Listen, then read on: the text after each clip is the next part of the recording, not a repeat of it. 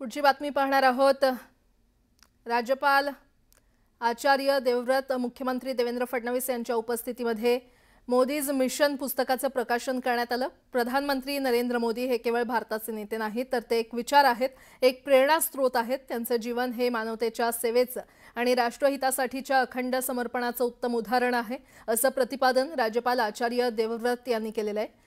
Modi's mission या पुस्तकात त्यांच्या जीवनाचा केवळ आढावा घेतलेला नाहीये, तर एका व्यक्तीच्या मूल्यांची, जाणीवेची आणि राष्ट्रासाठी झटण्याच्या वृत्तीची निर्मिती कशी होते हे दाखवलंय, असं मुख्यमंत्री देवेंद्र फडणवीस यांनी यावेळी सांगितलं।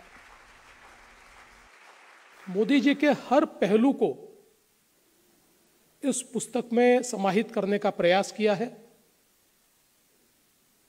और जैसा उन्होंने कहा कि ये कोई जीवनी नहीं है, कोई ऑटोबायोग्राफी नहीं है। उन्होंने ये प्रयास किया है कि एक व्यक्ति कैसे तैयार होता है, उसकी वैल्यूज कैसे तैयार होती है, उसका कॉन्शियसनेस कैसा तैयार होता है, ये हर चीज को उन्होंने सामने लाया है।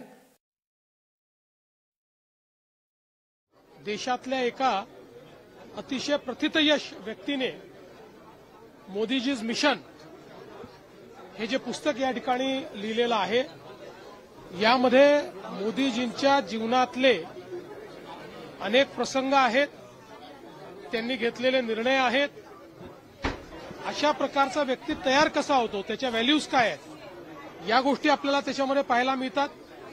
आणि कशा प्रकारे त्यांनी जनरेशनल काम केलेलं आहे आणि त्यांनी एक महत्त्वाचं वाक्य त्यात म्हटलेलं आहे की 20वे शतक हे महात्मा गांधींच्या नावाने ओळखलं जातं, 21वे शतक हे नरेंद्र मोदींच्या नावाने ओळखलं जाईल, अशा प्रकारचं एक विधान देखील या पुस्तकाच्या माध्यमातून त्यांनी केलेलं आहे।